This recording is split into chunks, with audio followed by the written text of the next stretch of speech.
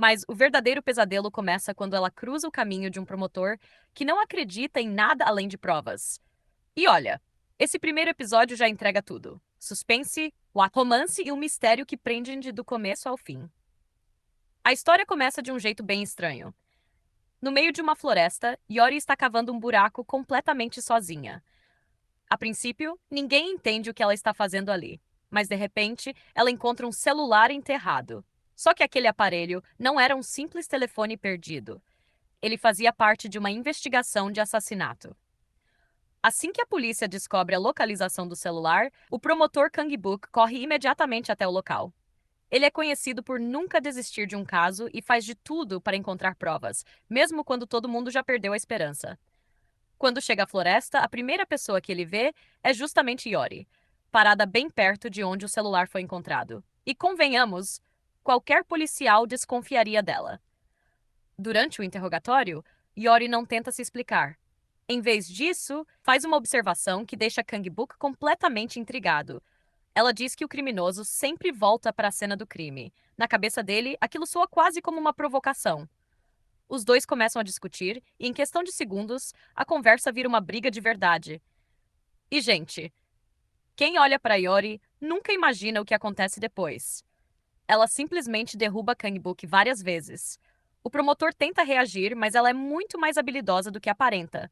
Os dois acabam rolando por uma encosta, e quando os policiais finalmente conseguem alcançá-los, encontram os dois caídos um sobre o outro. É claro que todo mundo entende a situação completamente errado. No meio de uma investigação de assassinato, eles acabam protagonizando uma das cenas mais engraçadas do episódio. Mas a comédia dura pouco. Enquanto os investigadores continuam vasculhando o terreno, encontram algo muito pior. O corpo da vítima estava enterrado ali. Kang-book imediatamente se vira para perguntar como Yori sabia daquilo. Só que ela simplesmente desapareceu. E é nesse momento que o dorama revela seu maior segredo. Yori consegue enxergar fantasmas. Ela conversa calmamente com o espírito daquele homem, escuta seus últimos sentimentos e o ajuda a seguir em paz. É uma cena bonita, mas ao mesmo tempo muito triste. Porque logo percebemos que essa habilidade não é exatamente um dom. É um enorme peso. Existe um detalhe que parte o coração. Sempre que Yori começa a falar sobre a própria vida, os fantasmas vão embora antes mesmo de ouvi-la. Ela passa os dias ajudando almas desconhecidas a encontrarem paz. Mas ninguém permanece tempo suficiente para ajudá-la. É impossível não sentir pena dela. E então somos levados para um momento que explica por que Yori vive tão sozinha. 6 anos antes, ela parecia uma mulher completamente diferente. Estava apaixonada e tinha encontrado o homem com quem queria passar o resto da vida. Jiyu prepara um pedido de casamento cheio de carinho. Mas mesmo feliz, Yori hesita. Ela tenta avisá-lo. Diz que ficar ao lado dela nunca será fácil. Existe um segredo que pode colocar qualquer pessoa em perigo. Só que Jiyu não liga para nada disso. Ele segura delicadamente a mão dela, coloca o anel em seu dedo e promete que nada no mundo faria com que ele desistisse daquele amor. Naquele momento, Yori finalmente acredita que poderá ter uma vida normal. Os preparativos do casamento começam. Tudo parece perfeito, até que chega o grande dia. A cerimônia é tão importante que até aparece na televisão. Yori espera ansiosa pela chegada do noivo. Ji-yu aparece atrasado por causa do trânsito, mas os dois finalmente conseguem se encontrar. Quando tudo parecia resolvido, ele percebe que esqueceu as alianças dentro do carro. Ele corre até a garagem para buscá-las. E é aí que a tragédia começa. Uma tempestade faz a garagem subterrânea inundar rapidamente. Ji-yu fica preso dentro de um elevador. A água sobe sem parar. O desespero toma conta. Ele tenta escapar de todas as formas enquanto a água invade completamente o local. Lá fora, Yori sente que alguma coisa está errada. Ela não consegue explicar o motivo, mas seu coração diz que algo terrível aconteceu. Pouco tempo depois, Ji-yu finalmente consegue sair. Ele está completamente encharcado, assustado, em choque. Yori corre para abraçá-lo, mas ele faz exatamente o contrário. Pede para que ela fique longe. Ela não entende nada. Então ele faz uma revelação que muda completamente a vida dos dois. Depois que tocou na mão de Yori, coisas sobrenaturais começaram a persegui-lo. Ele passou a acreditar que um espírito maligno queria matá-lo. O medo tomou conta dele. E aquele homem que jurava amá-la para sempre desfaz o noivado ali mesmo. na frente dela.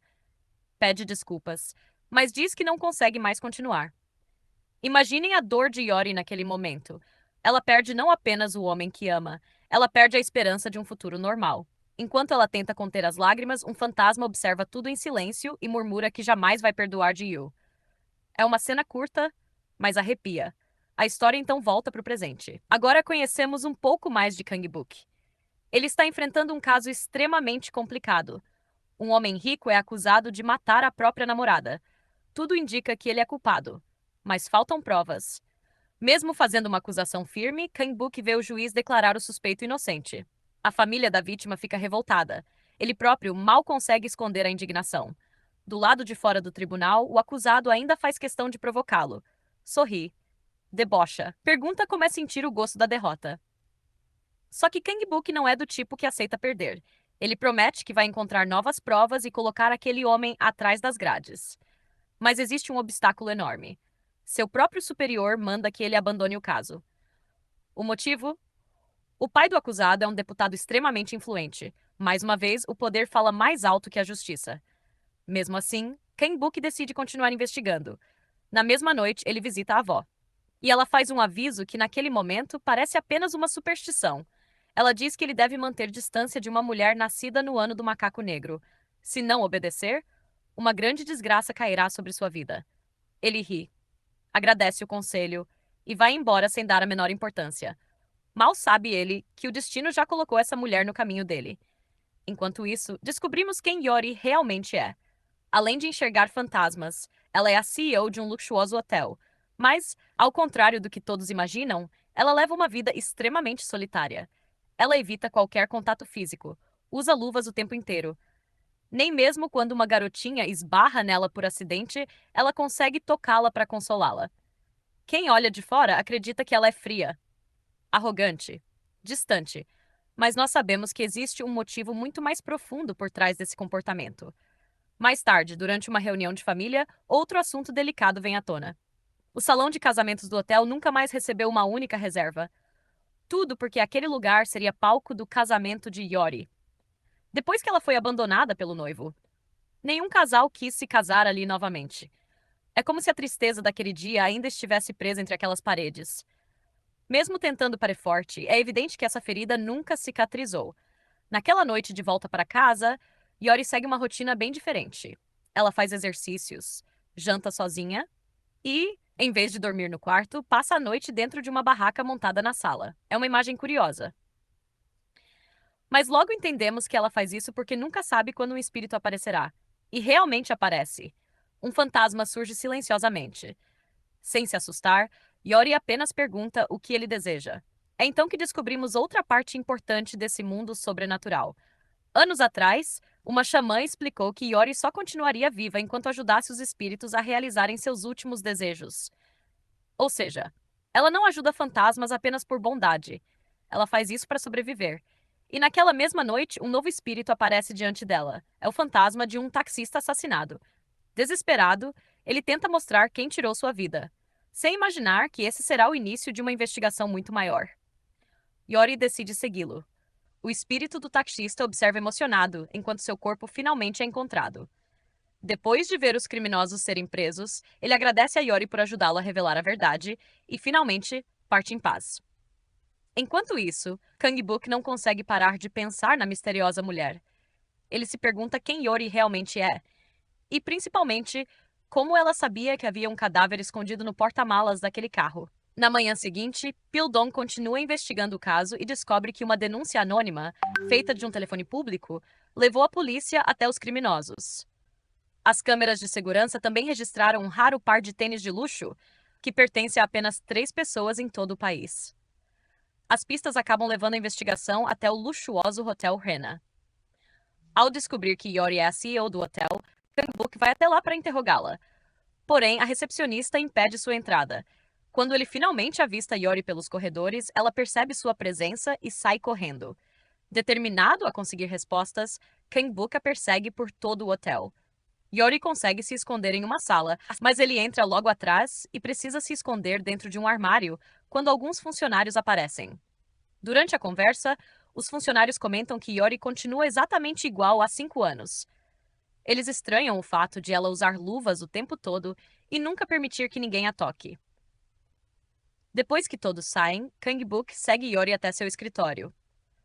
Ao tentar examinar um arquivo sobre a mesa, ele o derruba sem querer. O barulho denuncia sua presença. Yori corre até a porta no mesmo instante em que Kang-book tenta sair.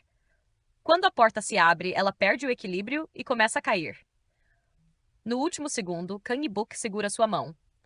Os dois ficam parados, olhando profundamente um para o outro, sem imaginar que aquele simples toque mudará completamente o destino de suas vidas.